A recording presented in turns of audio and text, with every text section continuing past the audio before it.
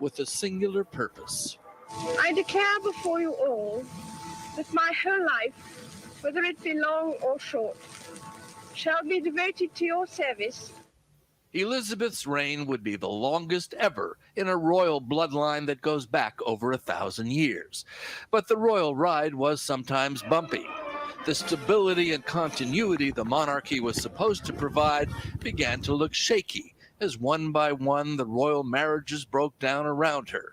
Her sister Margaret's, her daughter Anne's, her son Andrew's. They all ended in awkward divorces. None was uglier than the breakup of Prince Charles and Diana Spencer.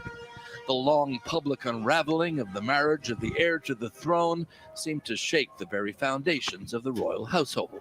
When, in the early 1990s, Windsor Castle also went up in flames, the Queen's famous stoicism was tested. 1992 is not a year on which I shall look back with undiluted pleasure. In the words of one of my more sympathetic correspondents, it has turned out to be an annus horribilis. However horrible the year, the Windsor Castle fire and the public complaints over the skyrocketing repair costs produced a turning point in royal history. Monarchs normally collect taxes, but from then on, the Queen agreed to pay taxes on her income. Royal behavior was also changed by the shocking death of Diana in that Paris car crash. The national outpouring of grief seemed to highlight the emotional gap between the Queen and her people. Elizabeth did much to repair the damage with a single bow of the head to the passing coffin of a popular princess. No one who knew Diana will ever forget her. Millions of others who never met her, but felt they knew her, will remember her. There would be other challenges, one of the most serious centering around the wife of one of Diana's sons. When Prince Harry's biracial American wife, Meghan Markle, complained of mistreatment by palace officials, the couple renounced the royal life and moved to California. When Elizabeth's husband, Prince Philip, who she had described as her strength, died, she was left alone to face the last chapter of her reign.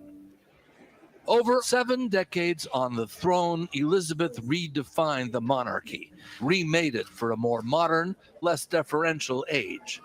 And in the process, she became not just Queen of Great Britain, she became, in a way, Queen of the world.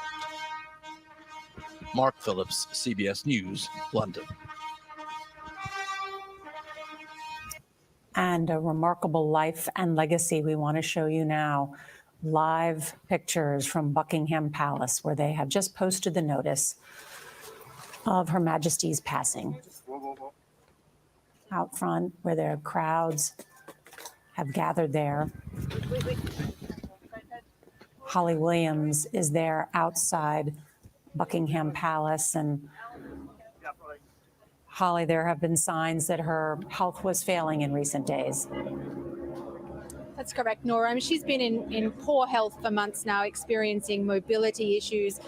We've frequently seen her using a walking stick. She's missed some very important events because of her health, including some of the events at her Platinum Jubilee, which was celebrated this past summer. And then this week, the UK has a new Prime Minister. The new Prime Minister has to meet the Queen. Typically, that happens here in London at Buckingham Palace, but it was unprecedented this time. The new Prime Minister, Liz Truss, travelled around 500 miles to Scotland to meet the Queen. And those, I believe, the final images that we have of the Queen appearing in public, looking very elderly and very frail. I think it's impossible to overstate the extent to which this is the end of an era.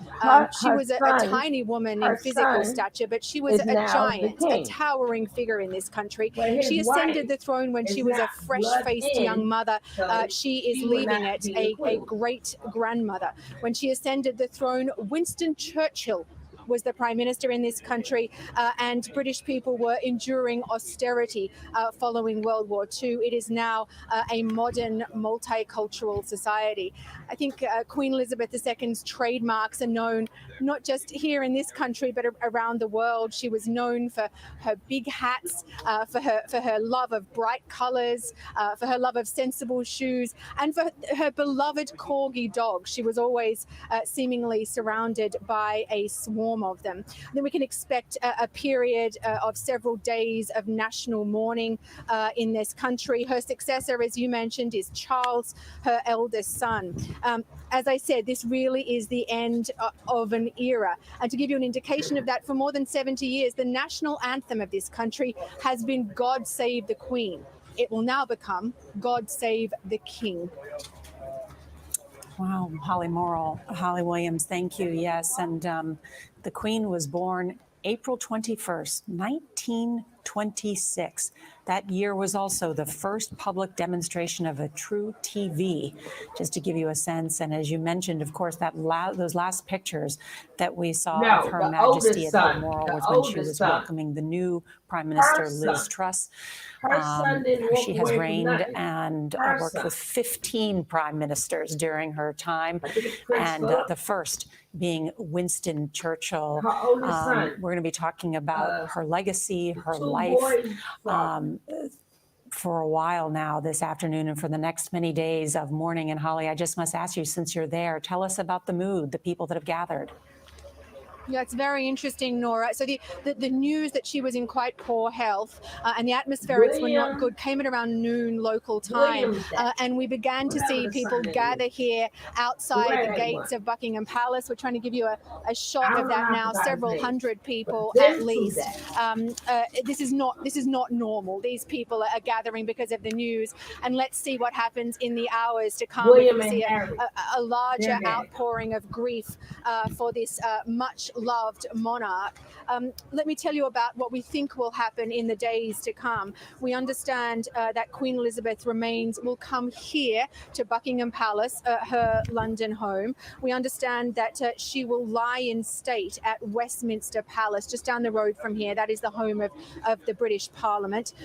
We understand that her funeral will be held at Westminster Abbey, also very close to where we're standing right now. And we understand that she will finally be laid to rest at Windsor Castle, which is just outside of London. If you cast your mind back, you remember that's where her husband, Prince Philip, was buried last year. Holly Williams there outside Buckingham Palace. Stand by. We want to bring in CBS News royal contributor and author of the Diana Chronicles, Tina Brown. Tina, good to see you. I mean, there's so much to talk about. First, your reaction. It is a moment of such epic sorrow. We've all had our, breath bated for the last year about the Queen's health as the successive bulletins and the moments of intake of breath when she went for tests last October, when she got COVID in February, when you felt that the Jubilee was we were waiting to know whether she'd be able to do those things, and she did twice manage to appear, which was an extraordinary effort, obviously, on her part. So this is the moment everybody has dreaded, and it's a heartbreaking thing to have lost this extraordinary personification of duty, patriotism, decency, human decency that the Queen has represented for so long. And her service to the nation, which has been absolutely unfailing from the moment she took that vow, that oath, when she became Queen at the age of 25, such a young girl. She said, "I am willing," when she was asked, "Will you take this oath of office?" And she has been ever willing, ever there. Her reassurance as a figure is going to be so deeply lost at a time when the world is in such revolutionary, shaking of the national sense of stability. She was the still point. She was the person that people looked up to. They knew where she would be at any moment of the year, the same routine, all of her life, all of her reign. Sandringham and Balmoral and Windsor Castle, we knew where she was at any point.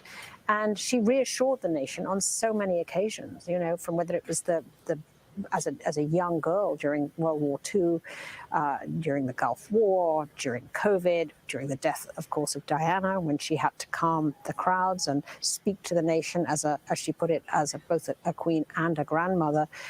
The Queen has been the most reassuring figure in all of our lives. I mean, 70 years on the throne, 3 generations know nothing but her.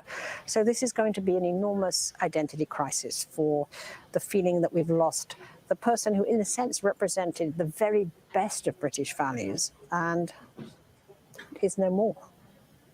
Tina, she had 4 children, 8 grandchildren, 12 great-grandchildren, a mother and grandmother. How did she view her role as Queen? Well, she was always able to separate her roles. That's what she was so brilliant at. I mean, she was the constitutional monarch who was always impartial. After 70 years on the throne, we do not know to this day what the Queen thought about anything. She never spoke about her political opinion. She never revealed what she was thinking. She mastered the art of the sort of, the unreadable face. We never knew what the Queen was thinking, and in public at any rate. But off duty, she was a very humorous, amusing, tart-witted figure who loved, to be made to laugh. And who also at the same time understood that her role was 2 very different things. When she was, the children always knew, the grandchildren always knew, that when they were going to see the Queen as mother, as grandmother, she was her amazing off-duty self. If you went to see her about anything that was sort of related to their official roles or their, the constitutional aspects, you were going to meet the CEO of the monarchy. You were going to meet the Queen, chairman of the board. You were going to meet the Queen with her private secretaries who were around a table. She had 2 very different identities, essentially, and she managed to keep those 2 roles separate, really. Sometimes they collided when the children's issues really kind of seeped into the wider aspects. But she really, for 70 years, she was the most remarkable executive of the crown, if you like. With poise and grace. Tina Brown, thank you. Let's turn now to Mark Phillips, who's covered the royal family for many years. Good to see you, Mark. And as you pointed out in your beautiful piece that we showed, sort of looking back over her life, she was not supposed to be Queen. No, she wasn't. It was an accident of history, another dramatic twist in the royal family's history, of course, the abdication leading to her father becoming king and then and her following. But as Tina was saying as well, that this was a day we all knew was coming. We had all prepared for it. There are procedures and protocols in place, and yet when it happens, it's still somehow a shock. Probably because nobody can imagine a time when she wasn't queen. This 96-year-old woman, 7 decades on the throne, all of the stories, the long sagas involving her children, the marriages that came and went, all of the trouble and all of the grief lately, and on the sad passing of her husband less than 2 years ago. And watching this very sad decline over the past several years that was put down to what the palace kept calling mobility issues, transient mobility issues. We knew she couldn't get around much, but clearly there was something much more seriously wrong with her as well. that everybody suspected, but of course wasn't talked about. But the constitutional clock ticks on here. Immediately upon the Queen's passing, her son Charles became Queen. The Queen is dead, long live the King. And one of the wishes that she had conveyed within the last couple of years ago, involving Charles's wife Camilla, immediately was given support as well, with the palace announcement that the King and the Queen consort, meaning Camilla, would be traveling down to London. So the business of state goes on. She carried on, as you would expect of her, right till the very end, performing that business of state, swearing in, accepting the resignation of an outgoing prime minister 2 days ago, and commissioning a new one to form a government. Pictures of her standing and doing it, looking frail, but doing her job. She literally died with the crown on. Mark Phillips, thank you. We want to show you a live picture of 10 Downing Street, the Prime Minister's residence and office. And we are expecting, they've just placed a podium you can see out in front. And we are expecting to hear from the new Prime Minister, Liz Truss, shortly, who was one of the last people to see the Queen in person just 2 days ago. Let's bring in CBS News royal contributor and British historian Amanda Foreman. And Amanda, as we await the Prime Minister's remarks, I do want to talk to you about the Queen's place in history and her legacy. How do you see it? Well, the Queen's place in history begins with her being the head of the Commonwealth and how she helped to steer Great Britain's new role in the world after World War II. The Commonwealth is still doing very well. She's still the head of state of 14 countries. There's still over 50 countries part of the Commonwealth. And she saw that very much as part of her most important duty. When she was 21, she gave a speech in which she said, "The motto of my ancestors is I serve." And that was the guiding motto for her entire life. So that's her first legacy. The second, actually, is a legacy of feminism. Now, she herself would never have used that word. Nevertheless, as a woman who carried on working, who aged until the age of 96, but showed that she was always relevant, she is the original woman who nevertheless persisted. So these two things, how to be a woman in charge, how to be the CEO of the firm, as the royal family was often called in jest, set an example for women around the world. And it was one of the reasons why she was so beloved. She also utilized the power of soft power incredibly well. And her legacy for future leaders, as well as the royal family, is how she was able to use her influence in a way that never seemed to be actually using her influence. That was extremely important. The relationship between the US and the UK has never been better. And that is very much part of her legacy. She visited America over 4 times, and each of those royal visits were a roaring success. If you look at, for example, her visit in 1976 to celebrate the bicentennial, she danced with President Ford at the White House, and there was so much jollity at the occasion that when she went onto the dance floor, the band played "The Lady is a Tramp," and that was seen as a mark of affection for her, the Queen who could do such amazing things with grace and also humor. So her relationship with the US, with Americans, has been one of her greatest legacies, that she leaves a relationship that is in robust health between the two countries. And her relationship with the Obama family was in particular very very warm. There were 3 visits between them, and each time you could see that the warmth between the two was growing. And so it's an extraordinary thing that a woman who was able to transcend so many generations and carry such the age of wisdom and experience with her was nevertheless able herself to keep on modernizing and changing as the times went on. In the 1980s. It's a wonderful point, Amanda, that you make. And, the length of her reign. She was alive for 14 American presidents, but met 13. She did not meet Lyndon Johnson because she was pregnant at the time. But, you know, for many Americans who are not students of British history, many of them do have subscriptions to Netflix and have watched The Crown for sure. And so they do know that Queen Elizabeth was the first royal to utilize the power of television. And in fact, you know, her coronation in 1953 was seen by almost half the UK population. It was rebroadcast to millions more around the world, making the point that you have, that she was a global figure for decades. In 1957, the Queen marked another milestone, broadcasting the first Christmas Day speech on television. So we want to show you some of that, because in that historic address, the Queen reinforced her pledge, which was this pledge that Tina was talking about, this life of public service, to live a life devoted to the people. I cannot lead you into battle. I do not give you laws or administer justice. But I can do something else. I can give you my heart and my devotion to these old islands and to all the peoples of our brotherhood of nations.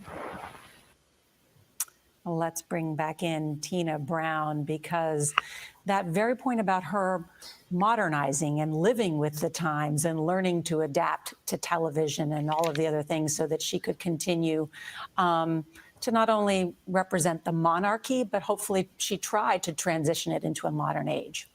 She really did, and people often think of the monarchy as this sort of static organization. But what was so brilliant about the Queen was that she was always able to move that glacier, but do it with enormous judiciousness, shrewdness, and appropriateness each time. I mean, her reign begins, if you think about it, with her having to tell her sister, Princess Margaret, that she cannot marry the man she loves because he was a divorced man, he was an older man, and that was a terrible blow that had to be delivered to her sister.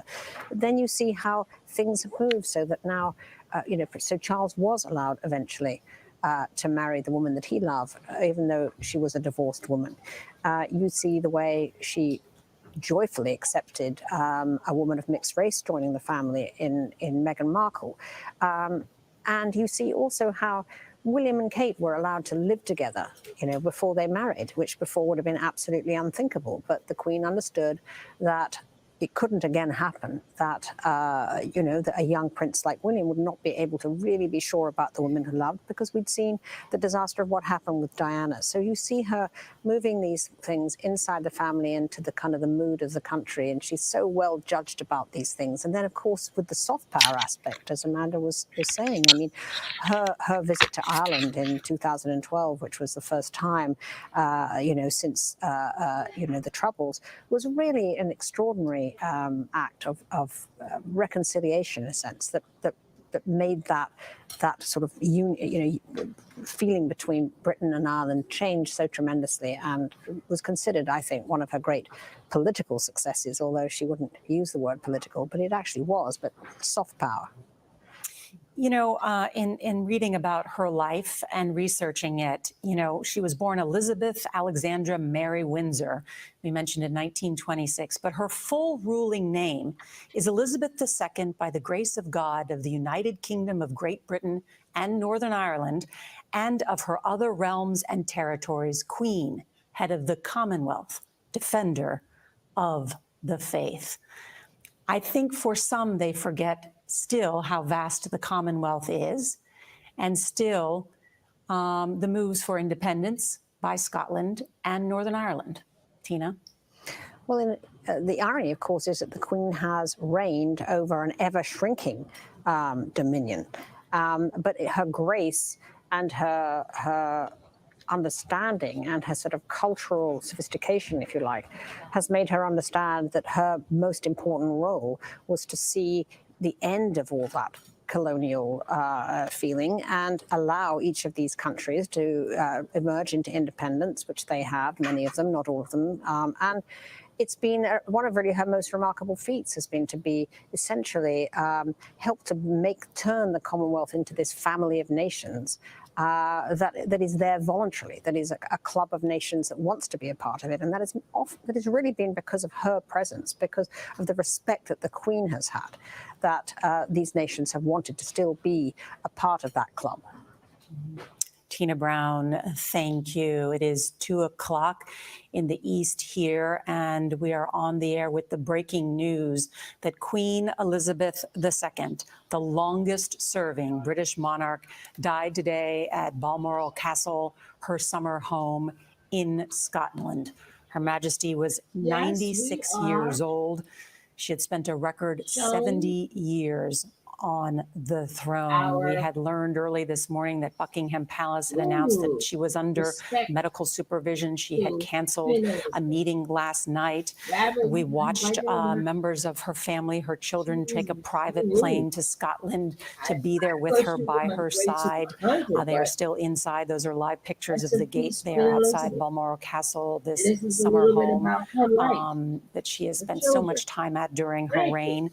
And then, of course, the royal website announcing the news just about a half an hour ago, in which they noted that she died peacefully at Balmoral this afternoon. And in that statement, it said the King and the Queen Consort will remain there through this evening and will return to London tomorrow, already declaring that Prince Charles is now the King of England. And in London, this is how our partners at the BBC announced the death of the Queen just a short time ago. A few moments ago, Buckingham Palace announced the death of Her Majesty Queen Elizabeth II. The palace has just issued this statement. It says the Queen died peacefully at Balmoral this afternoon. The King and the Queen Consort will remain at Balmoral this evening and will return to London tomorrow. And that return to London will mark many days of remembrance for the Queen, and then also what is expected to be a celebration of what they call the continuity of the monarchy and the coronation of the new king. Holly Williams is outside Buckingham Palace, and Holly, Prince Charles is now king. What comes next? That's correct, Nora. Well, we're not expecting his coronation for several months to come. I think it's a colossal understatement to say that Queen Elizabeth II will be a very hard act to follow for her son. She had the kind of popularity that politicians can only dream of. Some would argue that she was almost single-handedly responsible for shoring up support for the monarchy as an institution in this country, not because of what she said. She was a woman of very few words. She didn't say very much, but because of what she did. You know, she was widely regarded as quiet, reliable, steadfast, and a true servant of her people. She was loved by many people in this country, but just as importantly, she was respected by many people who are not fervent monarchists, and there are many of those people in this country. Charles and his wife Camilla are both much less popular. Charles has from time to time been criticized for seeming to take political positions on various issues. He's already well into his 70s. He's been waiting to take over this job essentially his whole life. But let's see how he does. Let's see perhaps how he changes, how Camilla changes when they step into these new roles. They've already stepped into them as King and Queen Consort. Holly Williams, thank you. Let's bring back in Mark Phillips. And Mark, Tina talked about this. How did the Queen use that so-called soft power? I think we can fairly say that she invented the use of soft power here. Remember, this was a woman who had been on the throne since the early 50s. We've already said she had been through 15 British prime ministers. Her first U.S. president was Eisenhower. Her first British prime minister was Churchill. So imagine that this is two of the megalithical political figures of our time, were her first two heads of government that she dealt with both here and with Britain's most important ally in the U.S. And she then covered the period this great post-war historical period, she was the one surviving personality in all of that. And as time went on, she became a more and more important personality, even though political decisions may have been made elsewhere. There are people in the palace and who work in the foreign affairs service here who I've spoken to over the years who say that there is nobody in the world, be they leaders of autocratic communist regimes or anywhere else in the world, who does not want to come and see, did not want to come and see the Queen. It was always the biggest thing that had to happen. There had to be a session with the Queen. State visits for Chinese presidents were given much more importance. If the Chinese president could ride in the royal carriage on a ceremonial parade with the Queen, that kind of thing had kind of untold influence here, particularly at a time when Britain's industrial power and political power in the world were clearly in decline in the post-war years. She became the poster child for Britain, and then the poster mother, and then the poster grandmother, I suppose, and great-grandmother. And through much of that time, there were some downs, but most of them being up. She remained deeply entrenched in the hearts of the country. The support for the monarchy here, generally, if you take polls, runs in the range of 70 to 80%. Where it goes now, we'll have to wait and see, as Holly was just alluding to as well. But the support for her has effectively been 100%. Nobody thinks that anybody could have done a better job than she did, both for the country, for the country's image abroad, for the relationships that she struck with important people around the world. Stand by, Mark Phillips. We've just received now a statement from His Majesty the King at the time of the Queen's death. And he says, "The death of my beloved mother, Her Majesty the Queen, is a moment of the greatest sadness for me and all members of my family. We mourn profoundly the passing of a cherished sovereign and a much-loved mother. I know her loss will be deeply felt throughout the country, the realms, and the Commonwealth, and by countless people around the world." And then he goes on to talk about this period of mourning and change that now commences. And Mark, I just want to follow up and put a little bit of a finer point on what you were talking about, that soft power that she wielded, because in reading about her life, I was reminded, of course, that perhaps the only thing she loved more than her dogs were her horses. And she is known for her equestrian diplomacy, as was called. And there are old pictures of her riding horses with Ronald Reagan, and it said that she helped secure Washington's support for the Falklands War in many of her meetings with Ronald Reagan. So that was, yeah. Oh, here's the Prime Minister. I apologize. I believe she's standby on that thought. And let's go now to the new Prime Minister. We are all Liz Truss. devastated by the news that we have just heard from Balmoral. The death of Her Majesty the Queen is a huge shock to the nation and to the world. Queen Elizabeth II was the rock on which modern Britain was built. Our country has grown and flourished under her reign. Britain is the great country it is today because of her. She ascended the throne just after the Second World War. She championed the development of the Commonwealth from a small group of 7 countries to a family of 56 nations, spanning every continent of the world. We are now a modern, thriving, dynamic nation. Through thick and thin, Queen Elizabeth II provided us with the stability and the strength that we needed. She was the very spirit of Great Britain, and that spirit will endure. She has been our longest ever reigning monarch. It's an extraordinary achievement to have presided with such dignity and grace for 70 years. Her life of service stretched beyond most of our living memories. In return, she was loved and admired by the people in the United Kingdom and all around the world. She has been a personal inspiration to me and to many Britons. Her devotion to duty is an example to us all. Earlier this week, at 96, she remained determined to carry out her duties as she appointed me as her 15th Prime Minister. Throughout her life, she's visited more than 100 countries, and she has touched the lives of millions around the world.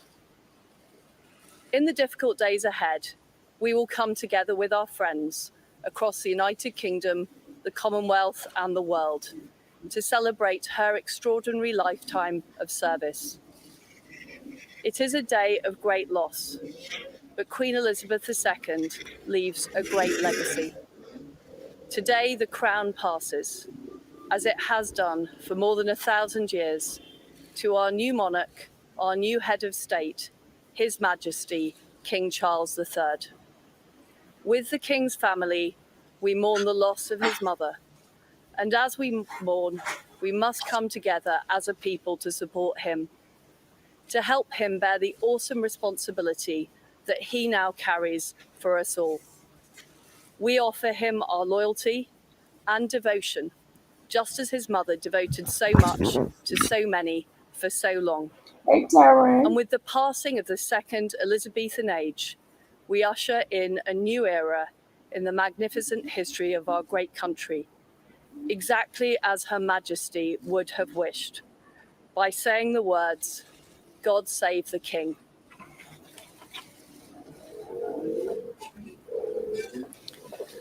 Well, a moving statement there from the Prime Minister about the passing of an era, and saying that the UK is devastated by the death of the Queen, the rock on which the modern Britain was built.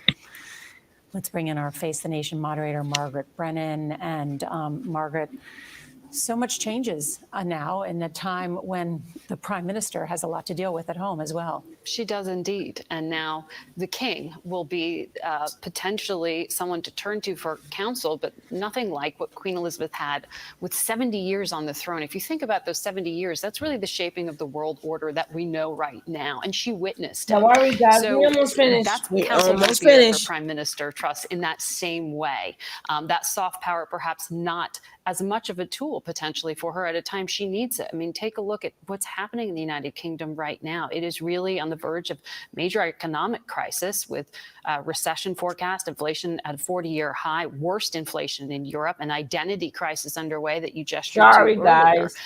If you heard she double. was the Queen of Great Britain and Northern Ireland. Meanwhile, there's still a nasty divorce with Europe going on, in particular around this issue of Northern Ireland. There's an independence movement in Scotland. So exactly what the kingdom will look like, the shape it will take, may be changing for the new monarch as he steps into that role. And it really is, I want to come back to something Tina Brown pointed out earlier in terms of the soft power.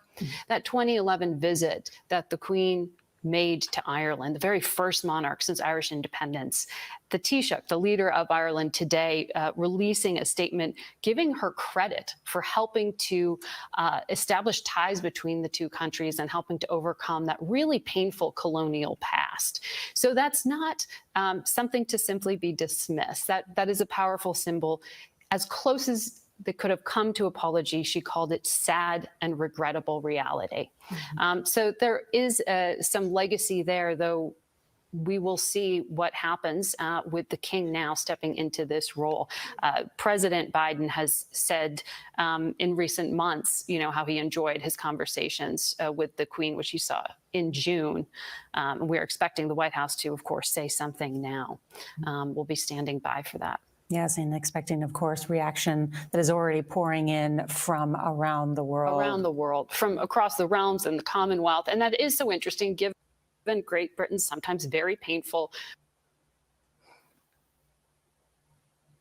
Yes, guys. We have seen enough.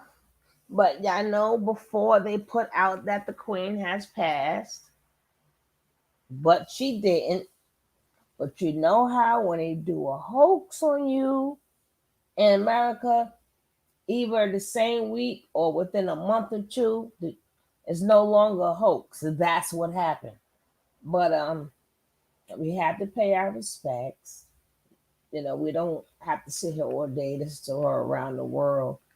I mean, people can. There's other channels. But I just wanted to show you that she's really passed away. Not fake passed away or troll passed away or whatever they be doing. Them spoofs, whatever you call it. But this is the real deal. So I will be seeing you guys later. Rest in peace, Queen Elizabeth.